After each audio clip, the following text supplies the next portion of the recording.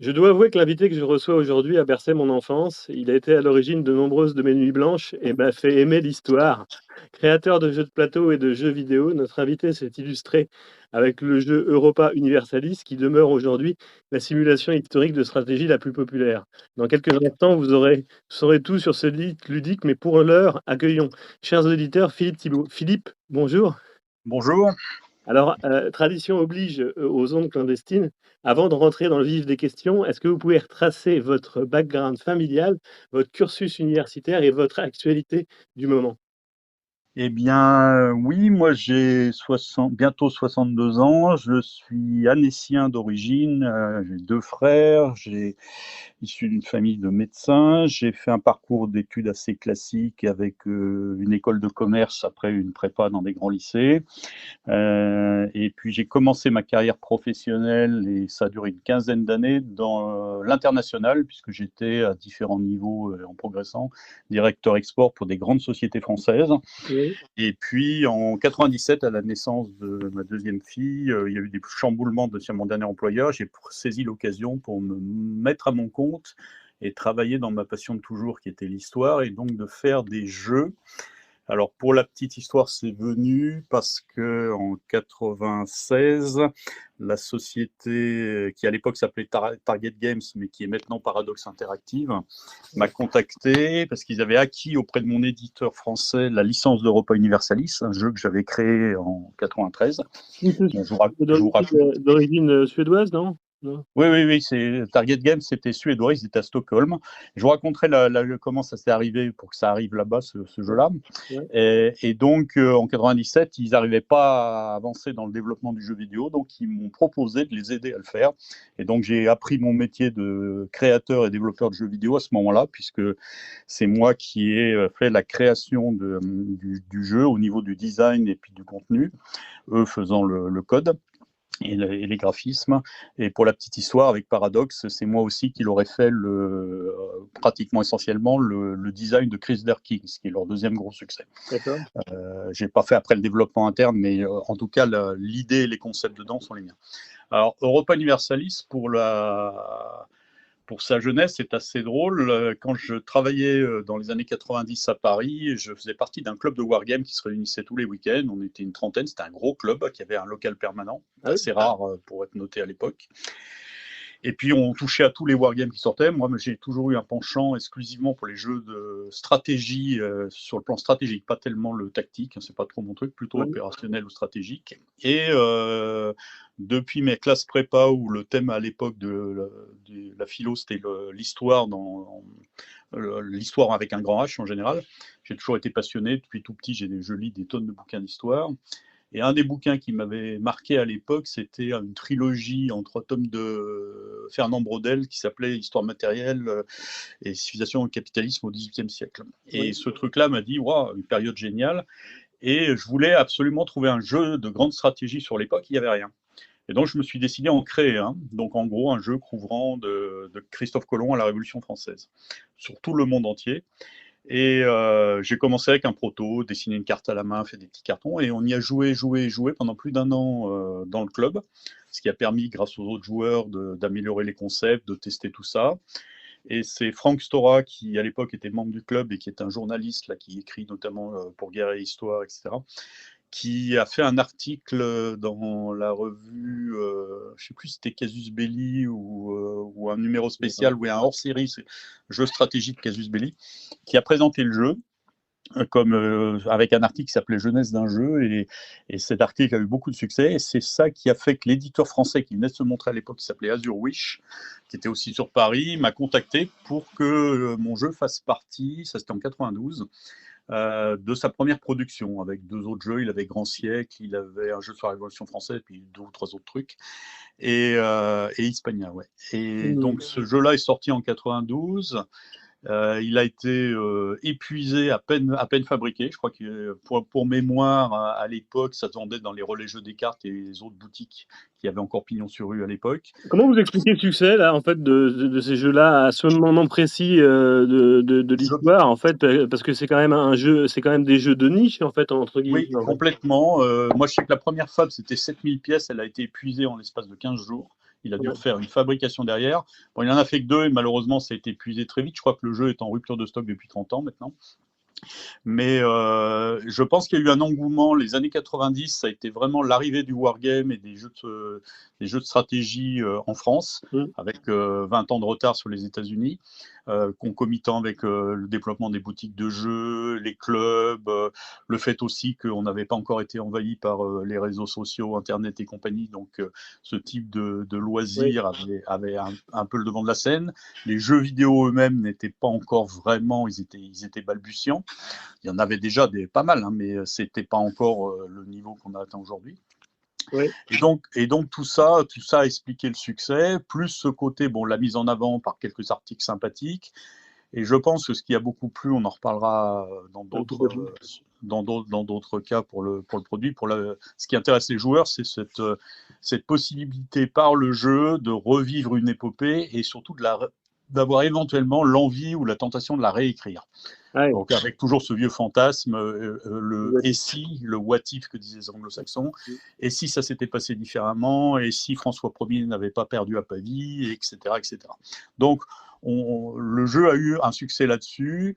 Il était compliqué sans être injouable, même s'il demandait ce qui serait absolument hors marché aujourd'hui. Le jeu n'aurait aucun succès si elle ressortait aujourd'hui, parce que la moindre partie, c'était 4 heures par semaine pendant une année, quoi. Ouais, c'est ça. Pour espérer arriver au bout. En effet, avec 6 joueurs. Avec 6 joueurs. En effet, il y a quand même ça. Je vais revenir juste sur votre background familial. En fait, vous, votre goût pour l'histoire, en fait, et je l'avais lu en fait sur une précédente interview que vous aviez donnée. Votre grand-mère, en fait, je crois, était prof d'histoire de mémoire. Non, elle était institutrice, mais passionnée d'histoire. Mon grand-père avait fait 14-18, 39-40, il était aussi féru d'histoire. Mon père avait que des bouquins d'histoire ou presque dans sa collection. Donc j'ai baigné dans ce milieu-là depuis tout petit. Quand j'étais gamin, je jouais aux petits soldats, des petits soldats de plomb qui dataient de 1920, que m'avait filé mon grand-père. Enfin, j'avais cet environnement propice. Le jeu est indissociable. En tout cas, le jeu est indissociable en fait de votre activité professionnelle. En fait, c'est ça. Moi, depuis tout petit, et même quand je faisais un autre métier qui n'était pas dans le jeu de plateau, le jeu vidéo, tous mes loisirs tournaient soit autour de la lecture de bouquins, soit sérieux, soit des romans, regarder des films historiques, ou, et ça depuis plus de 30 ans maintenant, la participation ultra régulière à des clubs de jeux où je jouais à des wargames. Les wargames, les premiers, je les ai découverts en 76 lors d'un séjour linguistique en Angleterre. Oui. Je me rappelle, mon premier jeu, c'était Victory in the Pacific de Avalon Hill, que d'ailleurs j'ai adapté et porté en jeu vidéo là récemment. Et ça a bercé un nombre de soirées non comptable, je ne sais plus combien. Celui-là, 1776, c'est les 2 jeux auxquels j'ai le plus joué dans ma vie, avec War and Peace en 3e niveau. Ah oui. Alors ce qu'on va parler un petit peu, on va parler du produit en fait de Europa Universalis. On en a touché un petit peu quelques mots, sa genèse en fait, son succès. En fait, on l'a vu. Pour qu'on se représente bien l'univers du jeu de plateau et du jeu vidéo, est-ce que vous sauriez me mettre quelques dates sur une frise chronologique en fait de l'industrie du jeu de plateau pour qu'on ait des repères. Oui, alors le jeu de plateau tel que nous on le connaît, ce que les anglo-saxons appellent le wargame, alors parce qu'il y a deux niveaux, il y a le jeu de plateau à vocation historique, voire militaire plus ou moins sérieuse, ce qu'on va caricaturer en appelant le wargame, ou le jeu de guerre. Puis après, vous avez les jeux de plateau plus grand public, plus généralistes et portant sur d'autres sujets. Ça va aussi bien du Monopoly au risque qu'à des simulations type les colons de Catane et tout, qui sont très intéressantes, mais qui ne sont pas du wargame, pas du jeu. Moi, je suis vraiment dans cette niche de wargame, qui est donc le jeu de stratégie militaire. Alors, les puristes vont faire remonter ça à l'invention du Kriegspiel, donc littéralement en allemand, jeu de guerre, qui daterait de la fin du XVIIIe siècle en Prusse. Au niveau ludique et industriel, on peut considérer que le début, c'est la fin des années 60 aux États-Unis, avec de grandes sociétés comme SPI et Avalon Hill, qui ont eu leur chou gras et leur beau jour sur la fin des années 70 et les années 80. Ça a été la période faste. Et toutes ces sociétés ont plus ou moins disparu suite à différents retours conjoncturels dans les années 90, puisqu'elles ont été liquidées, rachetées, absorbées, ou elles ont cessé leur activité. Une bonne partie étant due au changement de paradigme au niveau des jeux, où le jeu de société autour d'une table avec plein de gens, du carton et du papier est passé de mode. Pas, pas, pas totalement tué, beaucoup disent c'est le jeu vidéo qui a tué, c'est faux. En partie, oui. Je pense que d'autres phénomènes comme les organisations sociales, le changement de paradigme au niveau de l'utilisation de son temps libre, les réseaux sociaux, etc., ont beaucoup plus contribué à la baisse de ces choses-là. Il est à noter depuis quelques années, je dirais 2-3 ans, qu'il y a une espèce de renouveau dans le monde ludique. Là, j'étais au Salon des Jeux à Cannes là, en février dernier. Il y avait un monde ahurissant.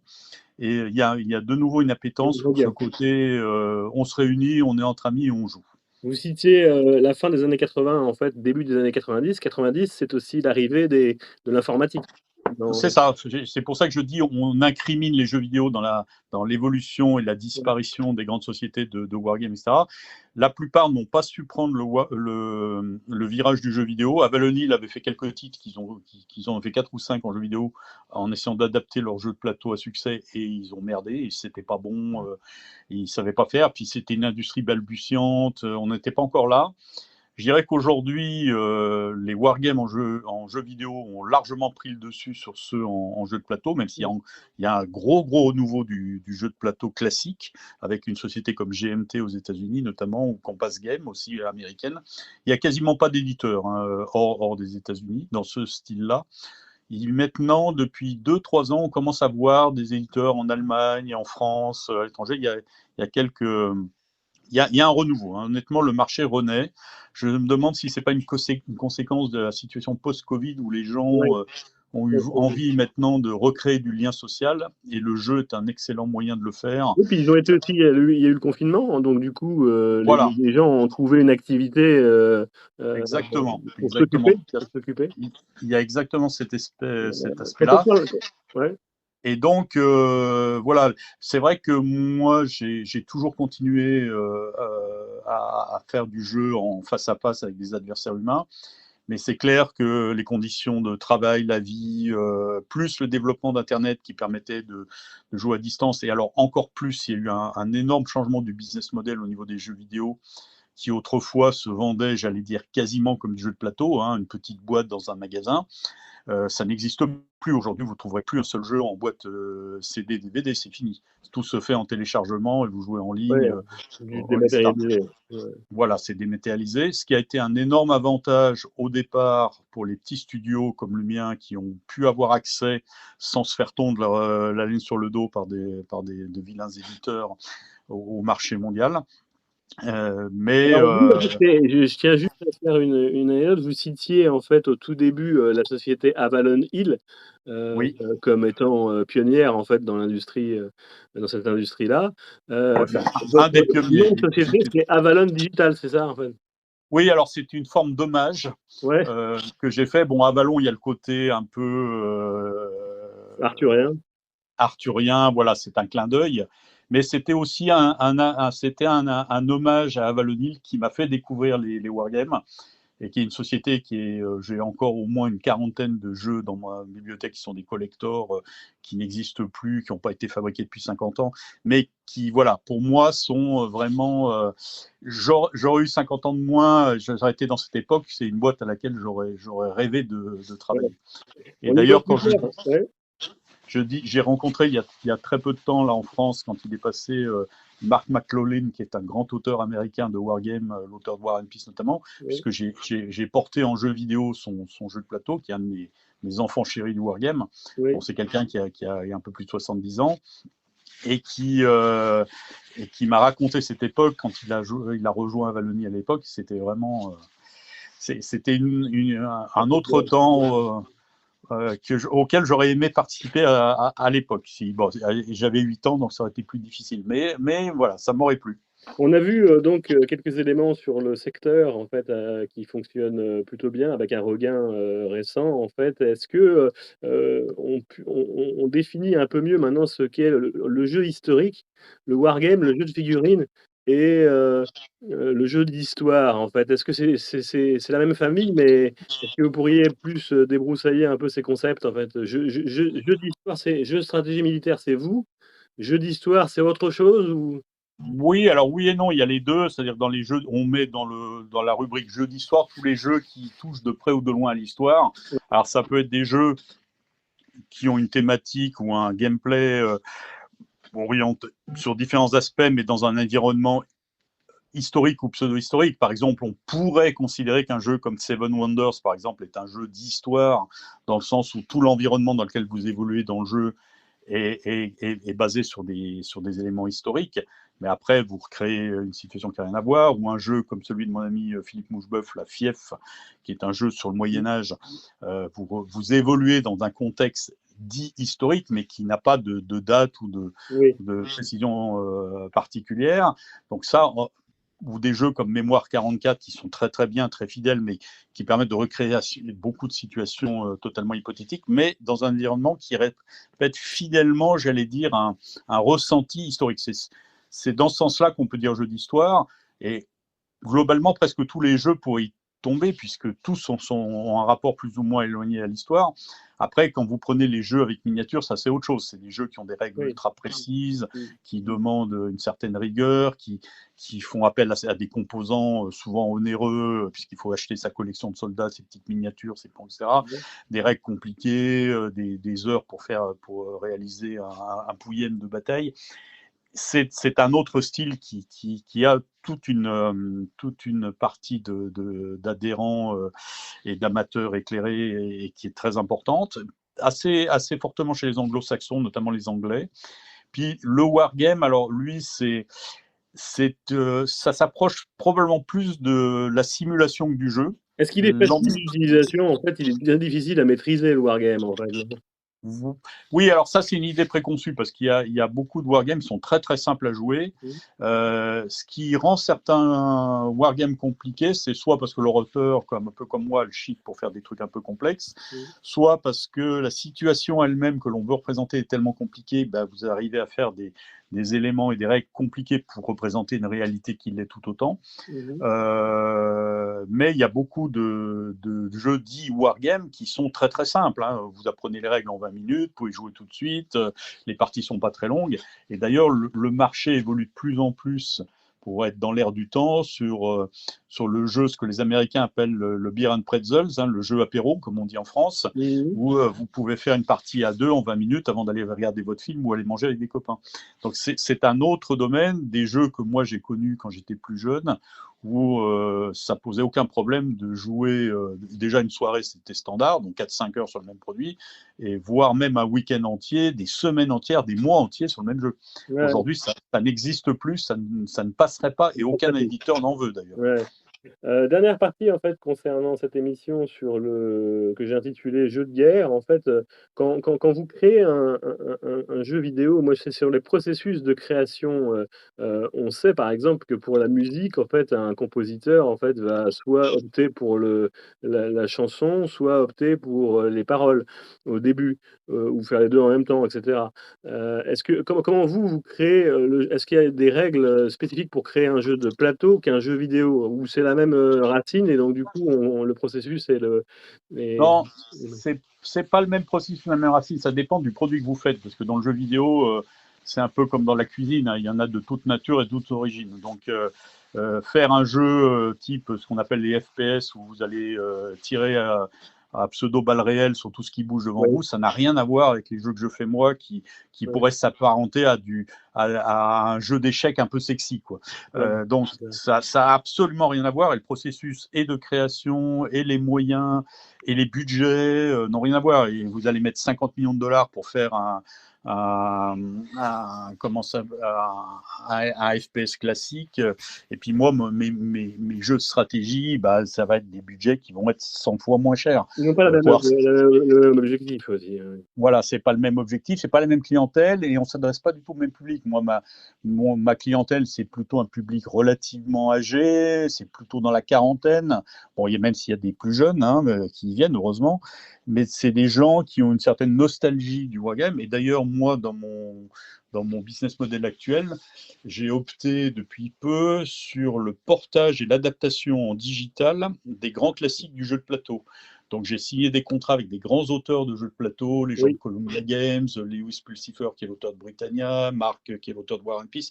Donc j'ai des contrats avec ces gens-là où je m'engage, quand je fais la version jeu vidéo, d'être le plus fidèle possible à leurs produits d'origine.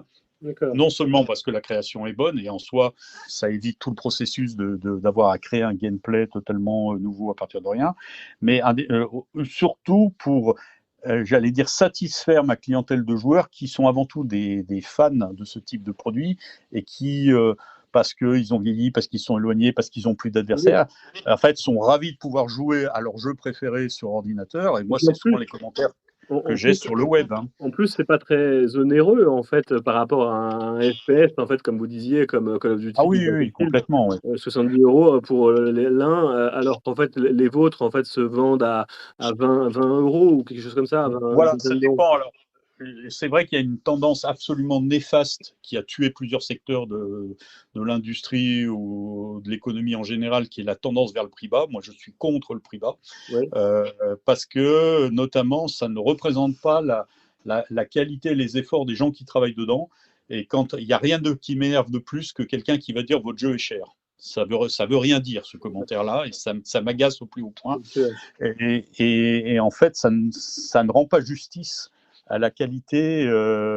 C'est comme un auteur à qui vous exigeriez qu'il vous donne son bouquin gratuitement. À mon sens, ça nie sa qualité d'auteur et son travail. Donc, mais ceci dit, je fais des prix qui sont raisonnables parce que bon, je me mets à peu près au niveau de ce qui fait sur le marché. Et puis, j'essaye de rendre ce plaisir de découverte de l'histoire, etc., abordable. Moi, je préfère effectivement que le prix reste correct et que les gens puissent en acheter. Il faut C'est plus quand même facile. savoir que sur le marché du jeu vidéo en général, et il n'y a pas que les miens, là c'est tout le monde, Oui, bien sûr.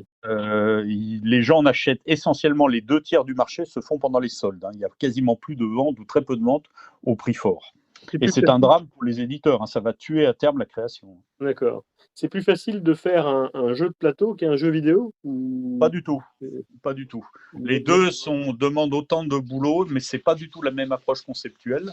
Ne serait-ce que parce que, par exemple, la notion d'interface utilisateur, ce qu'on appelle UI en jeu vidéo, mais ça peut être aussi les éléments, les composants d'un jeu de plateau, ne sont pas les mêmes, puisque la façon de jouer, la présence physique, l'interactivité avec le produit ne se passe pas de la même façon. Donc, il y a un processus de création qui va diverger très, très vite.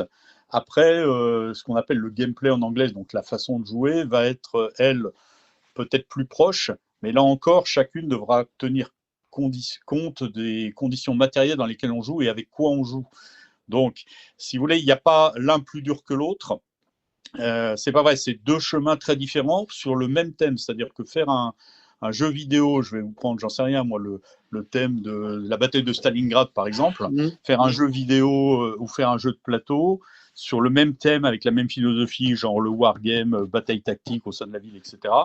Ça sera aussi compliqué l'un que l'autre, mais n'engagera pas les mêmes processus. Mmh. Un exemple tout bête, dans un jeu vidéo, vous avez un combat qui se passe dans un quartier de la ville. Bah, tous les éléments d'information que vous avez besoin de savoir, s'il y a des buildings, s'ils sont en ruine, combien le défenseur va avoir de bonus en défense, etc. Le jeu vidéo va vous rendre ça par des infobulles, des petites informations Oui, contextuelles automatiques. Et ben ça, c'est facile à faire, j'allais dire entre guillemets, même s'il faut bien le concevoir pour que ce soit joli et ergonomique. oui. Mais dans un jeu physique qui, lui, est immuable une fois qu'il est fabriqué, Là, bah, il faut avoir tout prévu, tout écrit, ouais, et ouais. le rendre bien et lisible. C'est un défi intellectuel complètement différent. Donc, vous voyez, c'est le même projet avec les mêmes problématiques, mais avec une façon de faire et un travail et un montant de travail, j'allais dire, et même des exécutants qui sont totalement différents. Bon, j'ai des dernières questions, en fait, concernant le fait militaire, puisqu'on parlait tout à l'heure, vous êtes spécialisé dans la stratégie, des jeux, Ouais. militaires. Utilisation des wargames en état-major, c'est une réalité en France ou c'est Complètement, complètement. J'ai même participé il y a 3 ans à l'école militaire à Paris à une présentation, enfin c'est pas l'école de guerre pour être exact, mmh? à une présentation lors d'une convention de Serious Game qui avait eu lieu en décembre 2018. Non, ça fait 5 ans déjà, oui. Et déjà, il y avait donc l'essentiel du public était des officiers de l'école de guerre. Ouais. Et du public très informé, des journalistes du secteur, des gens des ministères, etc.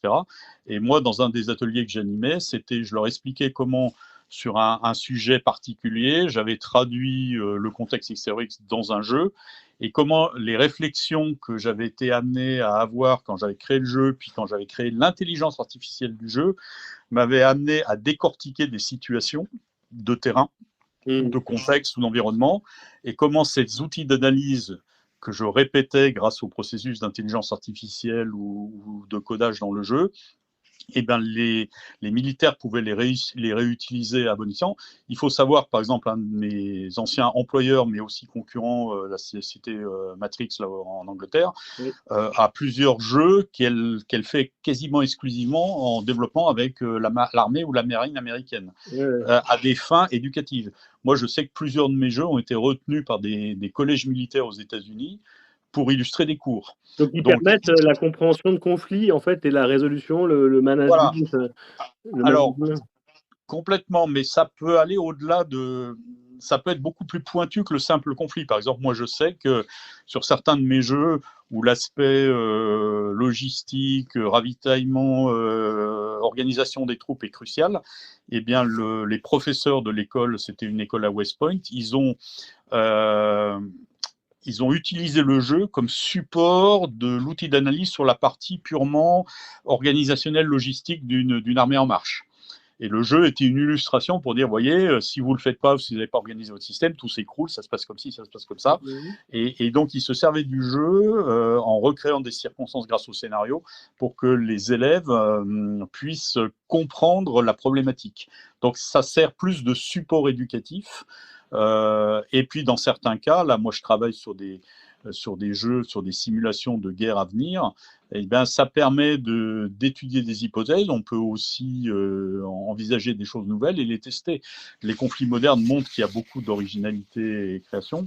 Et Et comment je vous sais qu'en choisissez France, d'ailleurs, en fait, c'est le théâtre d'opération, en fait, dans les jeux, que vous réalisez, en fait? Les théâtres d'opération militaires, je veux dire. C'est au choix, vous vous dites: «Tiens, par exemple, là, je ferais bien une bataille la bataille de Stalingrad» ou alors, la problématique ne se pose pas exactement comme ça.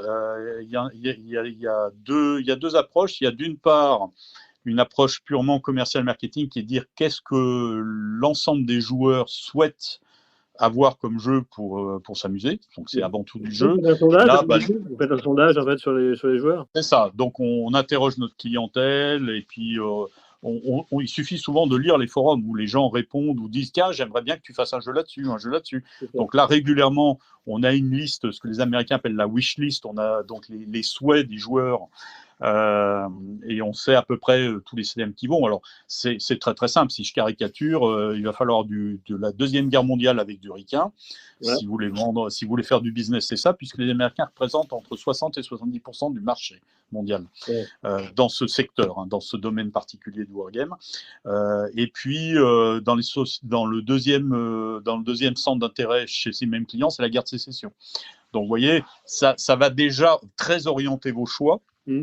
Mais indépendamment de ça, moi je choisis pour une part des jeux qui sont dans les thèmes en vogue. Mon deuxième critère de choix, c'est plutôt les jeux que j'estime manquer sur tel ou tel sujet ou que les sujets ont été traités et à mon sens maltraités sur tel truc. Donc je donne par mon jeu ma vision de la chose. Et puis il y a les troisièmes sujets, ça c'est ceux que je préfère, même s'ils sont souvent plus difficiles et plus longs à mettre en place, qui sont les jeux sur des thèmes, les thèmes justement qui ne sont pas traités par les autres.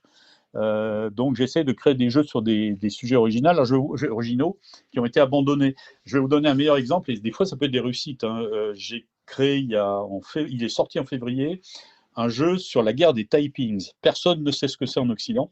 Ouais. Peu de Chinois, enfin si beaucoup de Chinois le connaissent parce que ça a été un énorme succès à la télévision chinoise il y a 10 ans. Et le jeu, j'en ai vendu plusieurs milliers de pièces en quelques semaines. Ça a été un succès énorme. Et il est très très apprécié. Alors que c'est un sujet, quand je l'ai présenté il y a 10 ans, tout le monde m'a ri au nez en disant ça ne se vendra pas. Et c'est totalement faux.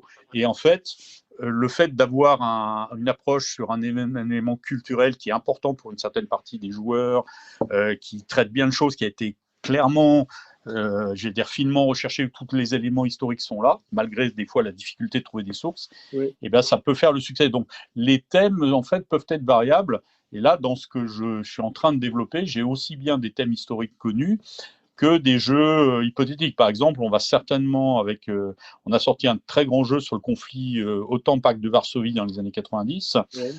et on va en faire une variante issue d'un grand wargame à succès des années 90 qui s'appelait Gulf Strike, qui étaient les hypothèses de conflit dans le Moyen-Orient, alors à l'époque entre soviétiques et américains, puis etc. Et on va l'adapter à la fois sur du côté vintage, fin de la guerre froide, et avec éventuellement la possibilité d'adapter le produit à des conflits plus récents, la guerre en Irak ou la guerre du Golfe ou des choses comme ça. Et si vous deviez faire un jeu sur refaire l'histoire, en fait, le what if, vous choisiriez quelle période? Alors moi, clairement, c'est depuis Europa Universalis, j'ai un biais pour la fin du XVIIe siècle, début du XVIIIe. J'estime que c'est un moment charnière de l'histoire où le monde a basculé vers un monde, j'allais dire, à dominance anglo-saxonne. Moi, je pense que c'est pas en 1815 que le monde a basculé en faveur des Anglais, c'est en 1713. Et donc, j'estime que si je devais refaire un jeu avec une période où tout serait renouvelé, ça serait sur la fin de l'époque Louis XIV et le début du XVIe siècle. La France a loupé le coche clairement à ce moment-là. Elle est passée en deuxième position alors qu'elle aurait pu être première. Et c'est un peu dommage. Bon, c'est pas du tout une approche cocardienne de l'histoire, hein, Ouais. mais j'estime que c'est un des éléments de bascule vraiment charnière, puisque à cette époque-là, la France avait une domination mondiale au niveau culturel. Toutes les cours du monde parlaient français. Le français c'était la langue universelle. Et par contre, elle a complètement loupé le coche au niveau militaire et commercial. Dernière question pour moi avant le mot de la fin. En fait, quels sont les jeux que vous nous conseilleriez pour Noël?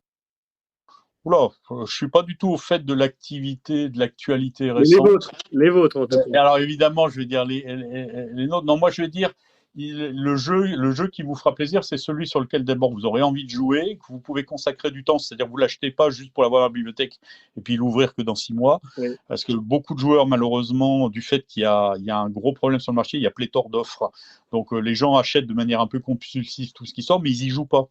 Et, il faut se voir que le temps moyen de jeu un jeu vidéo a été divisé par 10 en 10 ans. À l'inverse, la quantité de jeux vidéo, notamment de Wargame, a été multipliée par 10. Donc, les deux faits sont liés. Et donc, achetez plutôt le jeu qui vous fait envie, sur lequel vous avez envie de jouer tout de suite. D'abord parce qu'il est dans l'actu, parce que les développeurs seront peut-être aussi derrière pour vous répondre. Moi, c'est clair que je sors beaucoup de jeux et que je suis au plus près ceux qui viennent de sortir, et qu'au bout de 2 ans, bah, le fait que je suis tout seul aussi à porter mon projet fait que je ne peux pas me consacrer Ouais. avec autant d'énergie et de suivi de ceux qui datent de 2020 par rapport à ceux de 2023, par exemple. Entendu. Mais même s'il reste en permanence suivi et maintenu, bien sûr. Maintenant, le mot de la fin, en fait, je vous laisse la parole pour vous dire ce que vous avez envie de dire. En fait, vraiment, free on board.